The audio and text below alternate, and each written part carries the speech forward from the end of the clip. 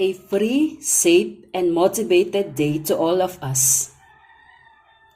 What are the recent accomplishments that make you feel proudest and successful? To those who answered without hesitant, you have this strong motivation. Okay, yes. My report is all about motivation in organization. To understand clearly and meaningfully, let's build our momentum. Let's go to definition of motivation. What exactly is motivation? How does it relate to you as you manage and lead your team? Motivation comes from the word motive. So a motive is something that causes us to act or behave in order to reach a goal or desired endpoint. It comes from the Latin word that means moving. A motive is the reason why you do something. Ginagawa natin ang isang bagay, nakilos tayo, dahil nagmula ito sa ating motive. So, motive is an action. Motive is a movement. Mga gawain na may action, may pagkilos.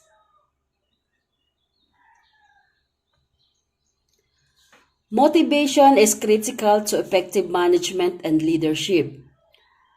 Organizational productivity declines when employees are not motivated to fulfill the organization's objective.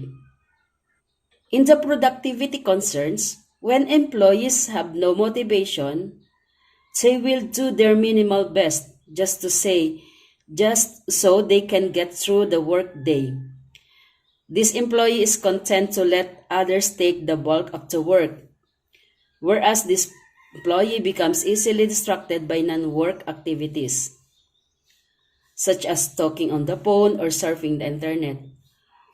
One of the key issues for organizational leaders who have an employee like this is the additional stress this puts on the other team's members. So it's one thing to take on additional responsibility when someone is sick or is otherwise unable to perform his job, but employees often resent an employee who simply refuses to do his job. Ultimately, one person could have a negative effect on the entire team, so productivity, because the other team's members are stressed or burned out from the additional workload they had to take on. So effective managers have the ability to motivate those they work with to behave in a specific goal-directed way. Leader talaga natin sa ating working place ang higit na makakapagpa-motivate sa atin at lalong yung effectivity ng management and leadership mag-grow. Okay. So, William C. Scott defined motivation as it is a process of stimulating people to action to accomplish a desired goal. Yes, the leader, yung ating mga school managers in our working place, has a big role in stimulating us. Okay, sila talaga yung malaki ang nakakagawa sa part ng ating motivation. Okay, so sa papaanong paraan? They can stimulate us through asking ano yung gusto natin, or through the incentives, or through the recognition, accomplishment, allowing us in our flexibility as much as possible. As employee, okay, as tatanungin tayo kung ano ba, kung laging naroon yung kanyang concern, laging naroon yung kanyang positivity, laging naroon yung kanyang panghihikayat. Okay, so siya yung key person in our motivation. So it is according to William C. Scott. So according to Michael J. Jusius, He defines motivation as it is the act of stimulating someone or oneself to get a desired course of action, to push the right button to get the desired action. So yung word na desired, yun yung sa kanya, aside from stimulating. So yung kagustuhan, yung tayo bawat isa may kagustuhan. Okay. So from this desired, naroon talaga, lalabas at lalabas yung motivation, yung kagustuhan lagi, yung eagerness to do with happiness. Okay, so according to the encyclopedia, motivation refers to the degree of readiness of an organism to pursue some designated goal and implies determination of the nature and locus of the forces inducing the degree of readiness. Okay. So sa ating working place, if we are ready to do more, to achieve more, to gain more, so naroon yung ating motivation. Handa na tayo.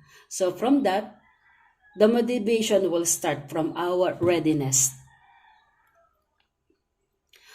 According to Stephen P. Robbins, motivation is the willingness to exert a high level of efforts toward organizational goals conditioned by the effort's ability to satisfy some individual need. So yung willingness, yung kagustuhan, syempre alam natin yon. Kung hindi natin gusto, hindi natin talaga gagawin. Laging naroon yung eagerness, naroon yung willingness. Okay. If we want growth, development, okay, hindi ito mararating without your willingness. Tulad sa ating pagdodoktoral, okay, kung wala yung kagustuhan, yung willing power natin, hindi talaga tayo mag-enroll. Okay, tulad ko, naroon yung willingness.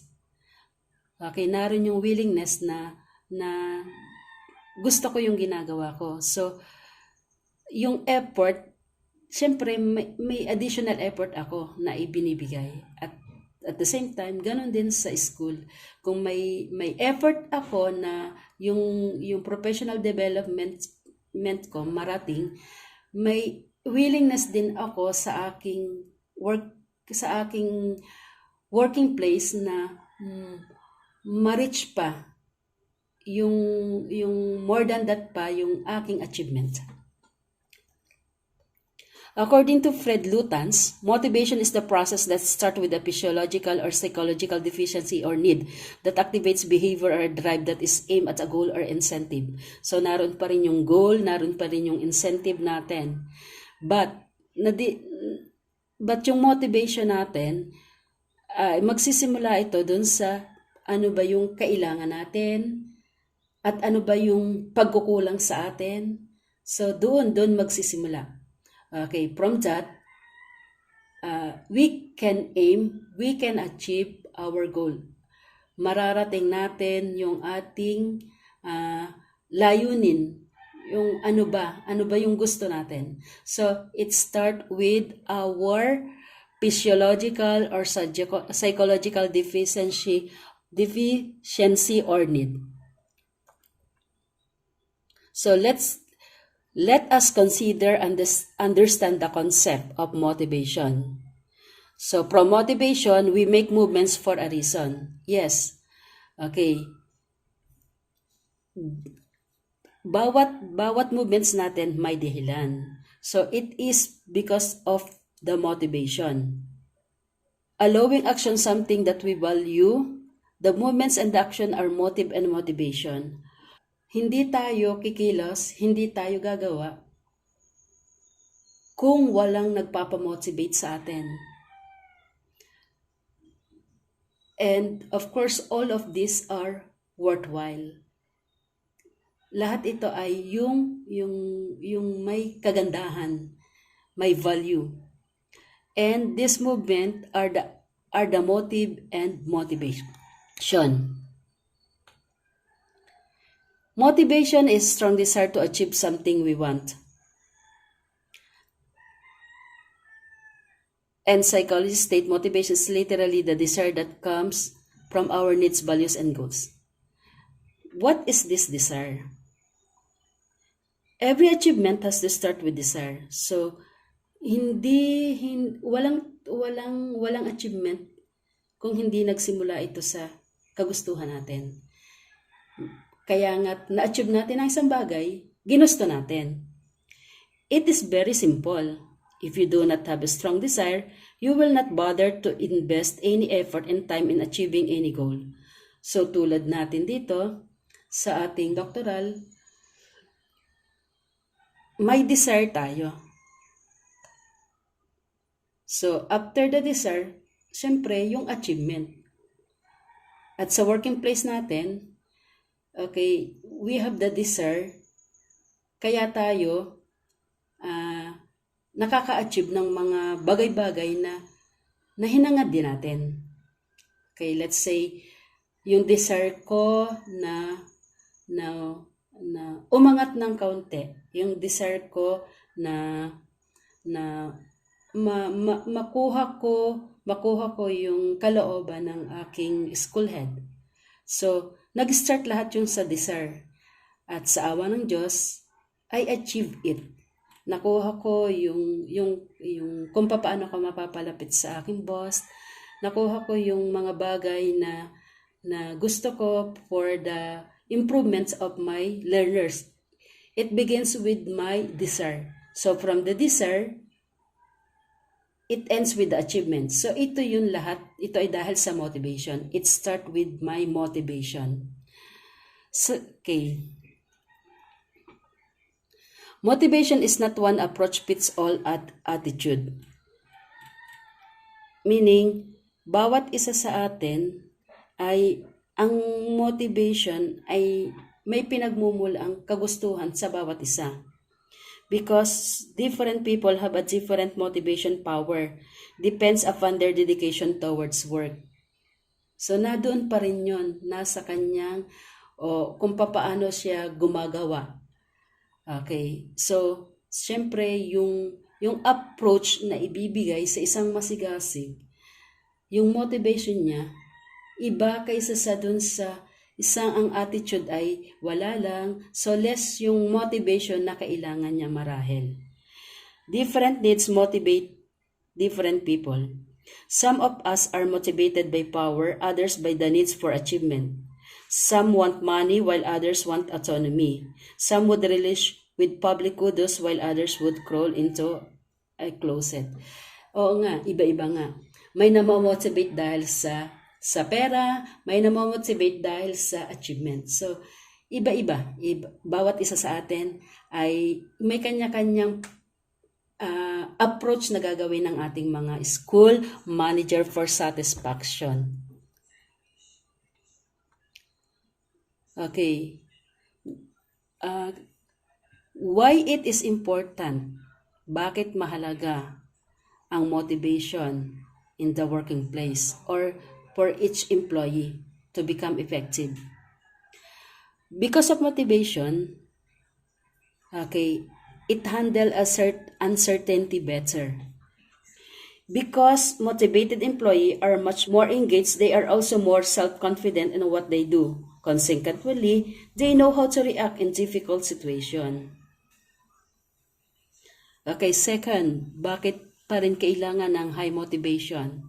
Are better problem solvers. So, yung namomotivate, any problems, madali lang para sa kanila. Problem-solving skills are something most employers look for their employees. If you have employees who are motivated, they will also work harder to solve problems and challenges. Okay.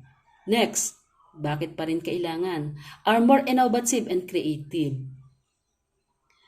When employees are motivated and engaged, they think about innovative ideas that could help optimize business or organizational performance. Are proactive. Motivated employees proactively look for new solutions to eliminate challenges and achieve goals. They don't wait for feedback and they often evaluate their own work. Are more productive. Why? More motivation and engagement often lead to more productivity. Kapag kapag yung motivation mataas, more production in the organization. Therefore, organization with motivated employees are often more productive than others. So, ang isang organization na mataas ang motivation ng mga empleyado, sila yung ang effectivity, yung production ay mataas. Understand company's goals better. Why? Motivated employees want to understand how their work contributes to the overall company success. Therefore, they always want to understand what the company's mission, vision, and objectives are. So, naroon yung positive na kapag na-motivate ang empleyado, malaki yung kanyang contribution na naibibigay. Naiintindihan kung ano yung layunin ng working place, ng organization. Another is work towards achieving their own goals. Understanding the company's goal, motivated employee are excellent in understanding achieving their own goals.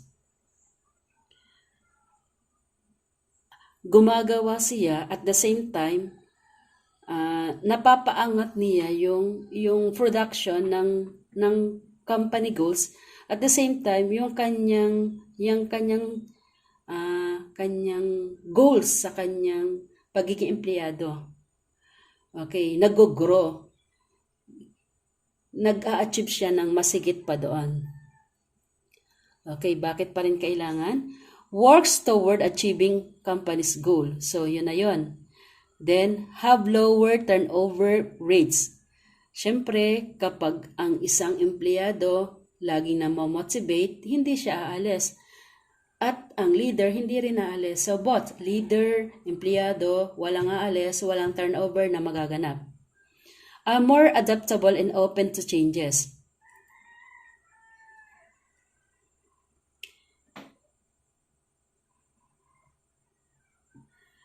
Agility is something every employer is trying to achieve. Employees with higher motivation rates are more open to change and more prompt to do way of work.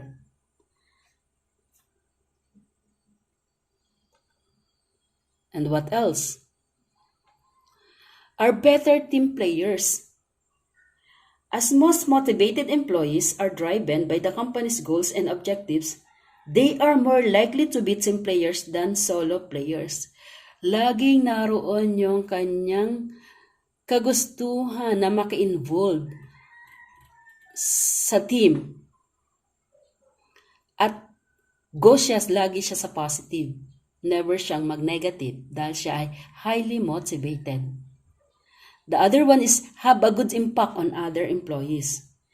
This engaged employee open to have a negative impact on others. In addition, their negativity may create an unhealthy and company culture. Okay, meaning, kapag ang empleyado, hindi siya na-motivate, of course, lahat ng gagawin niya negative.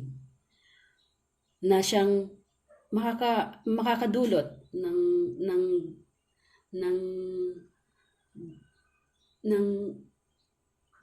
ineffectiveness and unproductiveness of the company's goal. Have lower levels of absenteeism. Talagang walang liliban, talagang walang absent, walang aalis sa trabaho. Kapag ramdam niya yung kanyang motivation. Yung motivation from the company, from the school manager. Okay.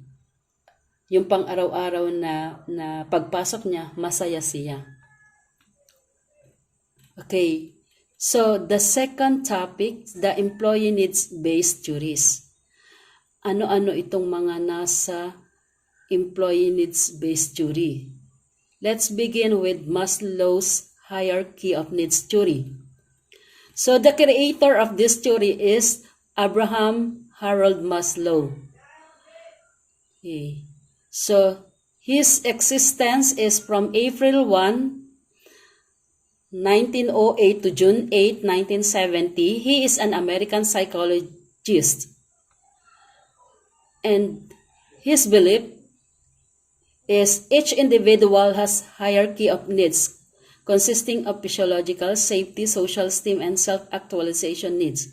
So bawat isa sa atin ay may level ng pangangailangan, beginning with physiological, safety, social esteem, and self-actualization needs. So, his point of view, employees have needs that they expect to fulfill in the workplace. Yung mga nabanggit kanina, yun yung mga ini-expect ng isang empleyado na maibigay at maramdaman niya sa kanyang working place. We seek first to satisfy the lowest level of needs. So, yung bawat motivation ay from yun yung may satisfaction para sa atin. Then, hindi tayo masasatisfied agad-agad. May level tayo. So, yung satisfaction ng isang empleyado will begin with the first level. Okay. So, una, laging hinahanap ng isang empleyado yung first level of motivation. Once this is done, we seek to satisfy each higher level of needs until we have satisfied all 5 needs. These needs are arranged in hierarchy. So, mag-start siya sa level 1, goes up to level 5. So, what are these levels? The hierarchy. So, it will begins with the first level. It is the physiological needs. Second level, the safety needs. The third level, the social needs. All of this belongs to lower level needs. The higher level needs are the fourth level, esteem needs, and the fifth level, the self-actualization needs. Okay, so the components of level. So physiological needs, it is the survival issue, the salary, the stable employment. The second is the security needs, the stable work environment. These are the benefits, the work safety. Belongingness needs, the social concerns, cooperative peers, good boss. Esteem needs, the respect and recognition concern, perks, job titles. And the last is the self-actualization. This is the achievement, concern, autonomy, subject matter, expert.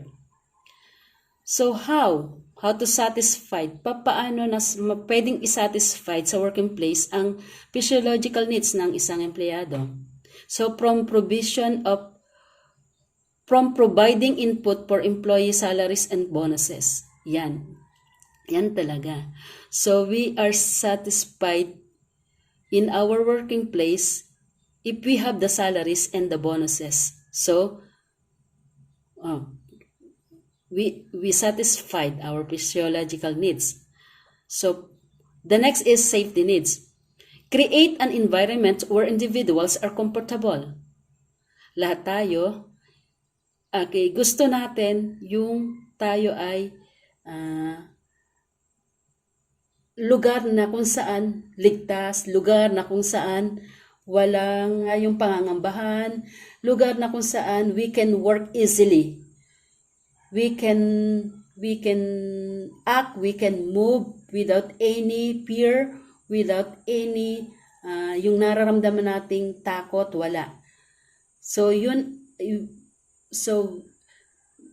the employee will satisfy his or her safety needs without any danger in the working place. How in the social needs? Paano masasatisfy ang empleyado? So through schedule weekly project team meetings. Of course, kapag may meetings, naroon yung pagkakasama-sama. So more lahat tayo empleyado, siyempre, kailangan natin yung peers, kailangan natin yung contact, kailangan natin yung ating mga kasamahan. So, masaya tayo pag nasa ating mga co-workers. And of course, with our leader. Get the team together to celebrate project milestone. So, yung mga ginagawa natin na sama-sama tayo, from any celebration, yun yung social needs doon na satisfied the employees. Okay, esteem needs. Recognize team members for excellent contribution to the project.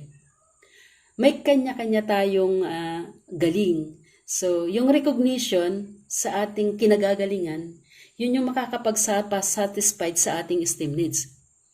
Ensure each team members understand how important they are to the project. So, yung iyong effort na ibinibigay, yung mga times, yung mga kagalingan mo, if you receive recognition, masasatisfy na yung iyong esteem needs. Self-actualization needs. Okay, take into account each team member's professional goals when assigning tasks. Empower team members so that they can develop and grow. Ito yung achievement natin. Ito yung kagustuhan natin na umangat. So, once na naibigay ng isang organization yung kanyang achievement, yung mga awards, okay, yun, masasatisfied na yung self-actualization needs ng isang employee. Acceptance from manager. So, in the Maslow's hierarchy of needs theory, the manager who accepts Maslow's idea attempts to increase employee motivation by modifying organizational and managerial practices to increase the likelihood that employees will meet all level of needs. So, para dun sa mga managers, itong Maslow's hierarchy of needs theory, kapag kanilang ini-apply, naroon na yung satisfaction mararamdaman ng mga empleyado. So, kailangan yun yung satisfaction from the manager, from the organization. So, if the manager practice this Maslow's hierarchy of needs theory, okay, mas lalong gagaling, mas lalong yung production at saka yung effectivity ay makukuha ng isang organization. So, para sa manager na tumatanggap nito at nagpa-practice, go sila sa positive. Maslow's hierarchy of needs theory, the first priority of worker is the survival. It's hard for her to be motivated if her peer is unfair. So, laging nasa survival ang priority ng isang worker. Hindi siya talaga mamomotivate kapag walang sweldo. So, hindi tayo nag-e-effort. Bakit tayo mag-e-effort kung walang sweldo? So, lahat tayo naranasan natin ito, na we will not exert effort kung alam natin na pupunta lang sa wala tayong fair, wala tayong sweldo. So, kaya tayo nagtatrabaho, kaya tayo empleyado, because of our fear. The managerial benefit of the Maslow's hierarchy of needs theory. It helped managers understand that it is hard to motivate people by appealing to already satisfied needs. So, from this, nakatutulong ito sa manager na talagang may kanya-kanyang level na dapat sundin ang pagbibigay ng motivation. So, alam ng manager na, so it will start from the level 1 up to level 5. Na continuous itong ibibigay, continuous itong ipararamdam, continuous itong ipasasatisfy sa mga employee. Let's focus in the lower level needs. In the Maslow's theory to the workplace, the career beginner are very concerned in the lower need, the physiological needs. Lahat tayo nagsimula as career beginner. So, tayo makakapagpatunay. So, we are very concerned in the lower needs, in our physiological needs, in our survival, yung ating salary. Next, once the basic needs are met, the employee will want his belongings or social needs met. So after na ma-reach natin, masatisfy tayo sa first level, go tayo sa second level, the social needs. So, the level of social interaction an employee desires will vary based on whether the employee is an introvert or extrovert. Meaning, may kanya-kanya tayong katangian. Some of us belong to introvert person, some of us belong to extrovert person. Yung mas gusto laging nasa socialization, meron namang ayaw, mas gusto siya nag-iisa. So yung pagbibigay ng motivation sa kanya ay conforme of what kind of person he is or she is. So yun yung aalamin ng boss niya, ng leader niya, para mas lalong masatisfy yung needs na ibibigay niya sa kanyang empleyado, yung level of social interaction. Okay. Ay laging kailangan pagbasihan ng isang boss para very good yung satisfaction na ibibigay niya sa level ng social needs. The key point is that employees desire to work in an environment where they are accepted in the organization and have some interaction with others. Laging naroon yung kung saan siya i-accept. Yung acceptance. Yung acceptance, yung desire ng employee to interact with others. Employees who are kept in the dark often feel like they are an organizational outsider. Okay, so when we say kept in the dark, meaning hindi sila yung laging sociable person. Meaning, mas gusto nila yung hindi sila yung nasa team. So, dahil laging ang wala sila sa team, negative yung kanyang iniisip. Ang iniisip ng mga nasa kept in the dark, sila ay outsider. Hindi sila kabilang. Pero, hindi nila alam, ang sense doon, sa kanila nagmula yun. So the support ng employer, yun yung kanyang, yung challenge sa kanya yun. Papaano niya i-motivate those person para ma-achieve ang satisfaction level ng isang empleyado sa kanyang social needs. Manager can create an environment where staff cooperation is rewarded to encourage effectiveness.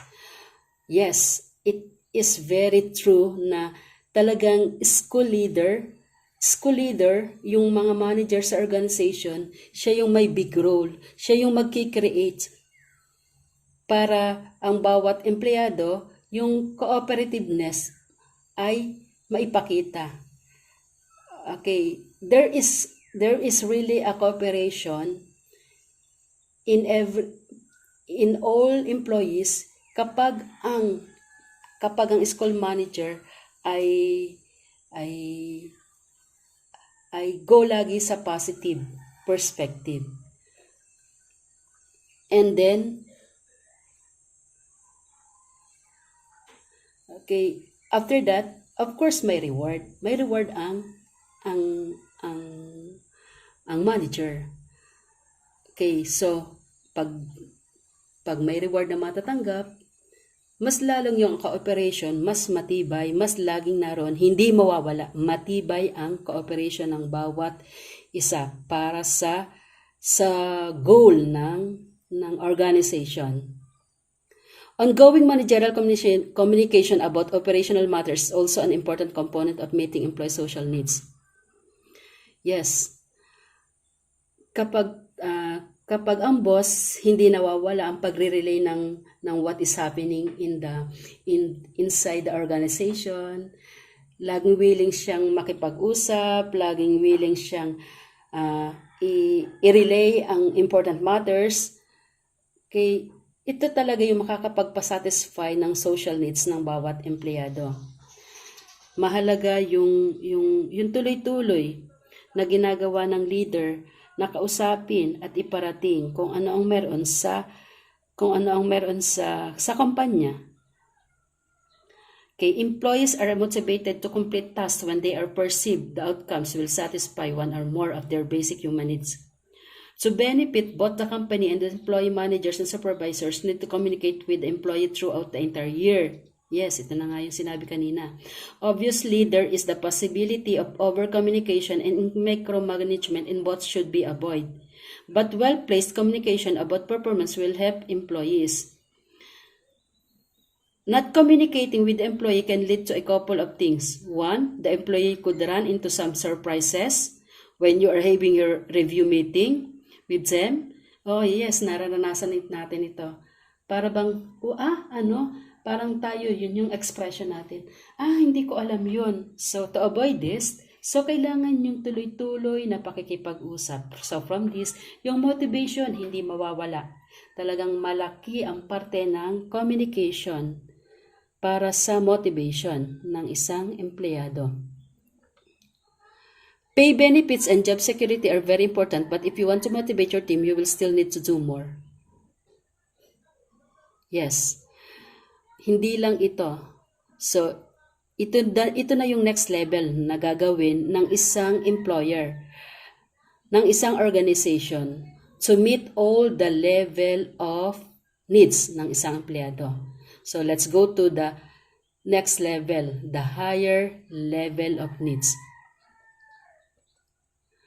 With these needs satisfied, an employee will want his higher level needs of esteem and self-actualization met. So after the first level, go na siya sa esteem and self-actualization met.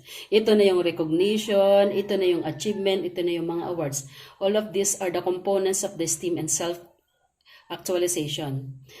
Esteem needs are tied to an employee's image of himself and his desire for the respect and recognition of others. Mahalaga talaga ang respect at recognition.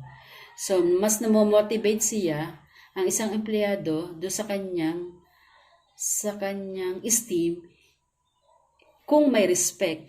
Respect mula sa leader, respect mula sa empleyado, ka-empleyado niya. Recognition mula sa leader, recognition mula sa kanyang co-employee. Probably does not want to do the same exact work for 20 years. Yes, ito yung sa level of self-actualization. Gusto niya ng professional growth.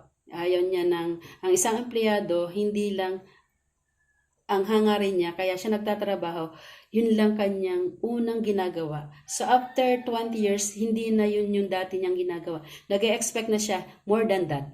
Want to be on a project team. Sa atin, sa DepEd, gusto natin marahil nasa managerial team na tayo. Earn other tasks or duties. So from teaching, marahil kailangang masatisfied na hindi lang sa teaching, supervision naman ang kasunod. Expand his duties in some manner. So from teaching, supervision, then more than that pa. Allowing employees to participate in decision-making on operational matter is a powerful method of meeting an employee's esteem needs. Okay. Yes, alam natin lahat na when you involve a person, an employee, to a decision-making, naroon yung mamomotivate mo talaga. Mamomotivate talaga ng isang organization na gawa pa siya. So from that, yung esteem needs niya, marireceive talaga niya, masasatisfy dahil marirecognize yung kanyang ginawa, marirecognize yung kanyang galing. Symbols of accomplishment such as meaningful job title, job first, awards, nice office, business cards, workspace, etc. are also important to an employee's team. So, mula dun sa sinabi ko, recognition, kailangan din yung mga awards, kailangan din yung mga workspace. Okay, para masatisfied yung esteem ng isang empleyado. The important consideration for managers is that they must provide rewards to their employee that both come from the organization and from doing the work itself. Yes, the term is a reward. The key is a reward. Lahat tayo, when we receive reward, yung pag-exert natin ng effort for effectivity ay nai-increase, nadadagdagan.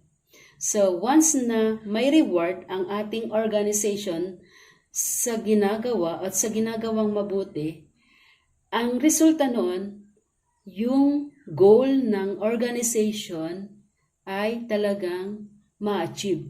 So, at yung reward will go to satisfying the self-actualization need of the employee. For work rewards to be meaningful, they must come both from the organization and from the work itself. Yes, of course, malinaw. Truly, na kailangan magmumula sa organization and from the work itself. While work assignment and rewards are important consideration to meet the employee's team needs, workplace fairness is also important. Yes, it is true. Self-actualization, the employee will be interested in growth individual development. He will also need to be skilled at what he does. So, yung self-actualization need of an employee, ito yung interesado sila. Okay, growth and individual development. Lahat ng empleyado naghangad ng development. Lahat ng empleyado naghangad na umangat.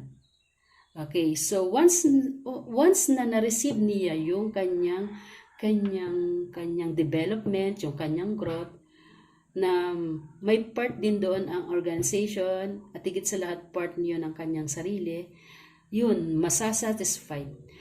There is the satisfaction of the self-actualization. There is the achievement. Employee may want a challenging job, increased freedom from supervision. Managers focus on promoting an environment where an employee can meet his own self-actualization needs. Okay, already explained.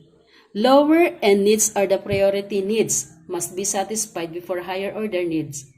Okay, so sisimula sa survival, then from goes to achievement. So, survival, achievement. Salary, kailangan, physiological needs, then step by step. Okay, needs are satisfied in sequence. So, yes, satisfied in sequence. Meron siyang ang progression, ang level niya ay step by step. Higher needs only become important when lower needs are satisfied. Of course, kapag na-satisfied na yung lower needs, yung kanyang physiological needs,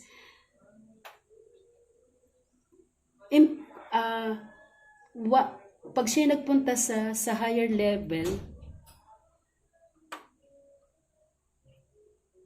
importante talaga ito para sa kanya. So, kailangan siya magsisimula talaga. Yung pagtanggap ng pagiging essential ng higher level ay conforme sa satisfaction niya sa lower needs. Higher order needs provide greater motivation. Okay, tama. Katulad ng achievement at yung grow, yung development, mas marami ang dapat gawin na motivation na ibibigay para ma-achieve. So, sa part ng boss, sa part ng leader, sa part ng school leader, okay, doon mas marami ang kailangang i-motivate para sa isang empleyado to achieve. Okay, once na kaunti lang yung motivation, parang yung achievement magiging failure. So, mas marami kung ikukumpara yung gagawin para ma-attain yung motivation, mas marami doon sa higher level. So, to conclude the Maslow's hierarchy of needs theory, it is not something that shuts off once you meet employees' needs. Okay, so ibig sabihin, ang needs ay tuloy-tuloy. Walang paghinto. Dire-diretso lang ito. Dire-diretso lang yung pagbibigay ng motivation. Employee needs change with time. To promote workplace motivation, effective leaders continually adapt to these changing needs. Okay, now let's go to Herbert's two-factor theory. It is the second theory. Okay, so the creator is Frederick Herbert. So his existence is from April 18th, 1923 to January 19, 2000 in Massachusetts. He was an American psychologist, one of the most influential names in business management for introducing job enrichment, job motivator, hygiene theory. Ito na nga yun. Herbert's two-factor theory. Okay, so how did it start? In the 1950s and 60s, psychologist Frederick Herbert tried to understand how companies can help their employees be more motivated at work. He ran a series of experiments to identify the causes of motivation by asking workers what made them happy versus unhappy in their jobs. Okay, Herbert's motivation theory models goes by a number of different names. So tatlo ito yung katawagan, tatlo yung name na maaari niyong marinig about this Herbert's two-factor theory. Tinatawag itong two-factor theory, ito na nga yun, Herbert's motivation hygiene theory, and the dual structure theory. They are all one, or they are the same. Through this theory, Herbert's identified key motivators in the workplace and the motivators. So dahil dito, okay, sa isang organization, may mga motivators at may mga demotivators. What are these motivators? Ano ito yung mga motivators? It referred to as factors for satisfaction. So yung mga nakakapagpasigla sa atin are all motivators. Hygiene factors, ito yung opposite, the demotivators, hindi nakakapagpasigla. Referred to as factors for dissatisfaction. Okay, so from this diagram, kita natin, arrow down, arrow up. So, arrow down, they are the poor hygiene factors, decreases employee job satisfaction. Pinupul niyang pababa. Kapag ang hygiene factors are poor, ang satisfaction ay pababa. While in the motivating factors, increase employee job satisfaction o going up. Increase na sa pataas yung kanyang kagustuhan, yung kanyang motivating factors. What are these motivators? So, the motivators are the advancement, the nature of work, the responsibility, achievement, growth, and recognition. While in the hygiene factors, the demotivators, they are the company policy, quality of leadership, pay, relationship, work condition, status, security. Let us find out what are these motivating factors. They are the presence of motivators causes employees to work harder. They are found within the actual job itself. And the motivators, isa-isa natin, advancement, a job must give an employee a sense of achievement. This will provide a proud feel of aiding something difficult but worthwhile. Nature of the work. The job itself must be interesting, varied, and provide enough of a challenge to keep employees motivated. Responsibility. Employees should own their work. They should hold themselves responsible for this completion and not feel as though they are being micromanaged. Achievement. A job must give an employee a sense of achievement. This will provide a proud feeling of having done something difficult but worthwhile. Growth. The job should give employees the opportunity to learn new skills. This happen either on the job or through more formal training. Recognition.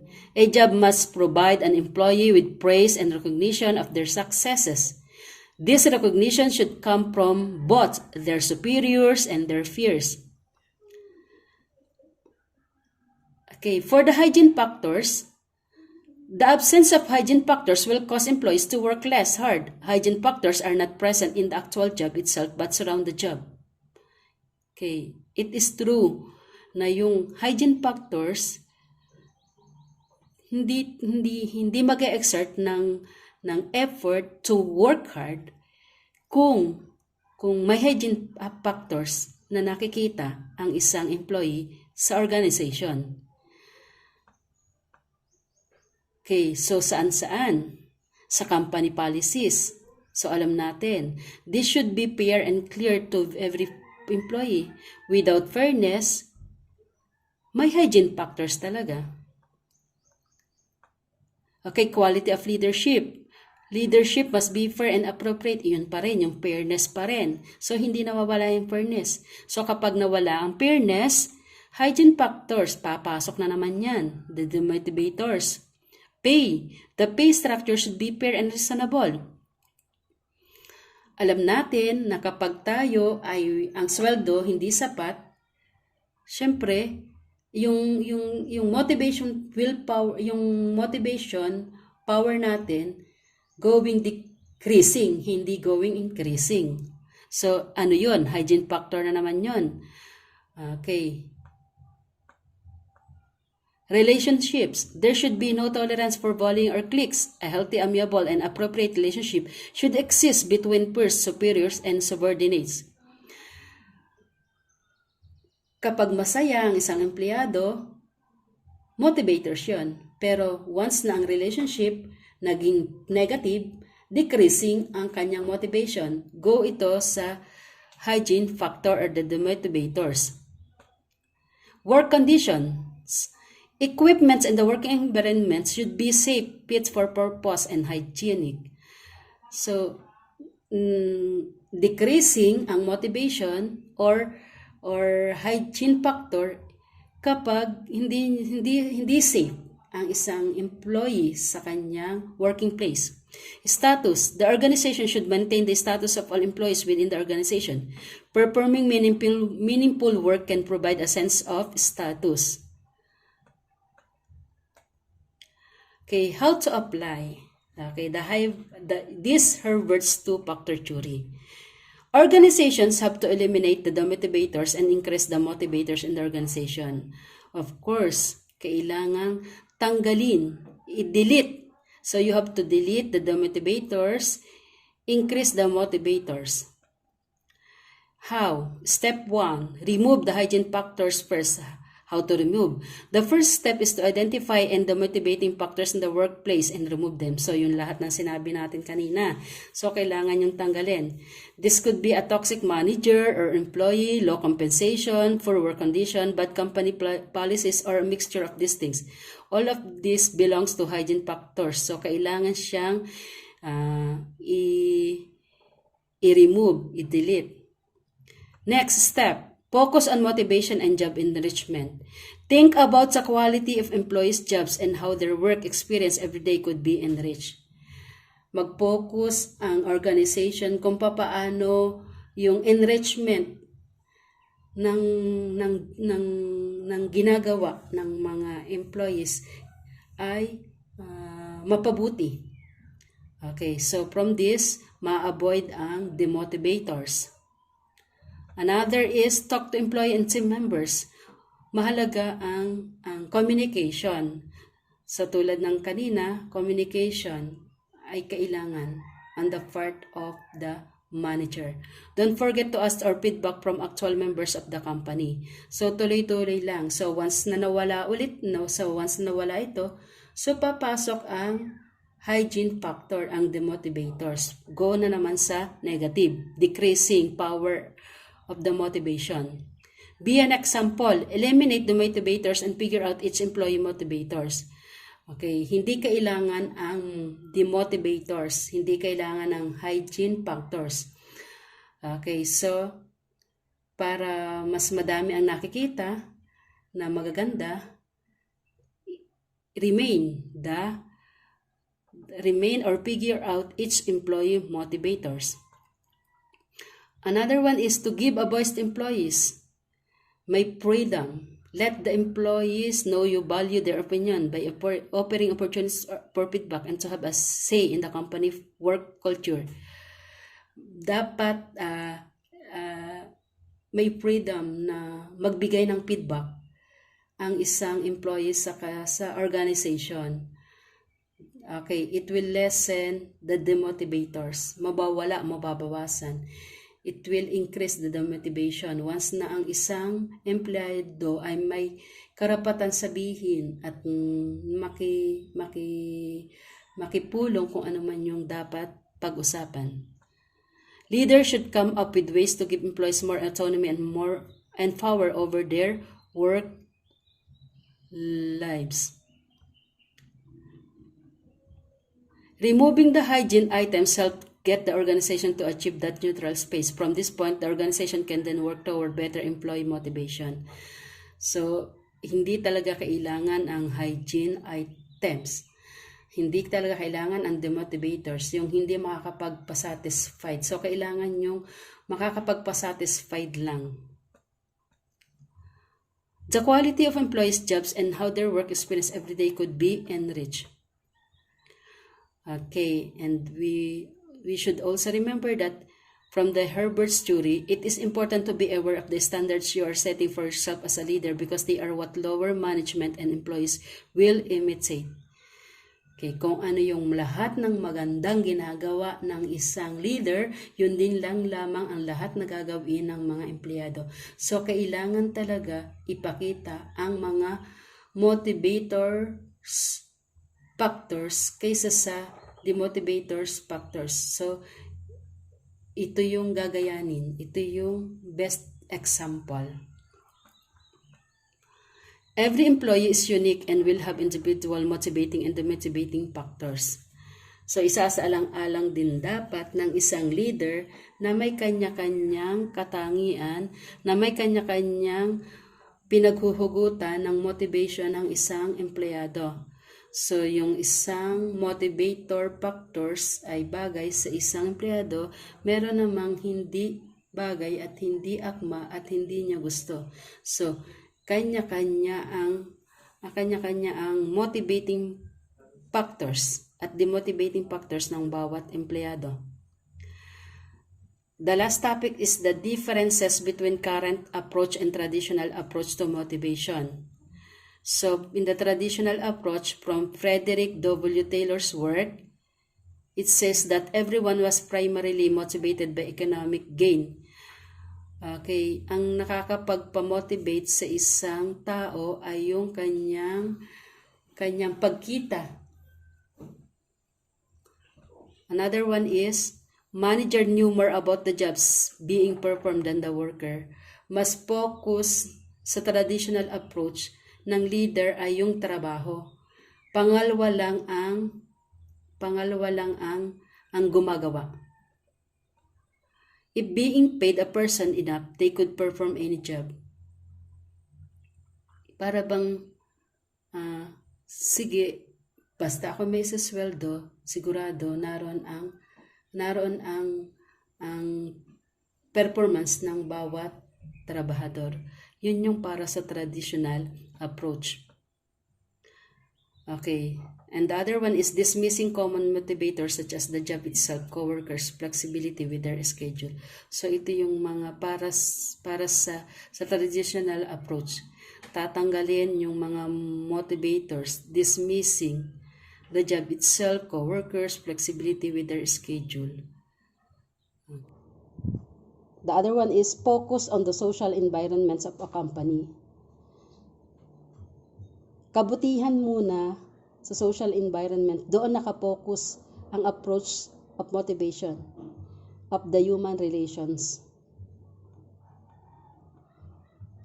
Okay, so this one focuses on the role of the social processes and relationships. So ito na yun. Ito na yung katulad ng sinabi ko na mas inuuna nila, mas nakaptuon sila ng pansin sa social processes. Ang paraan ng approach nila ay focuses on the social processes and relationships. Understands that employees have strong social needs and that economic gain can't always fill that gap. So pinagsama na yon, yung social needs, yung economic gain. So from that, okay, sa human relation approach, nakatutulong ito na mas kung naiintindihan nila ang social needs at economic gain, ito na yon, ito na yung approach ng human relation to motivation. So they are more concerned with the employees' well-being at work than the financial compensation the employees get for working. Parang opposite ito doon sa traditional. So doon sa traditional, focus sila doon sa mas para sa kanila, pina-priority nila yung job. Second lang yung sa worker. Pero dito, una muna yung well-being. So yung well-being muna, then work. Okay. At work than the financial compensation the employees get for working. Also, in the human relation approach, making an employee feel important. Ito yung maganda sa lahat. Ito yung maganda sa lahat.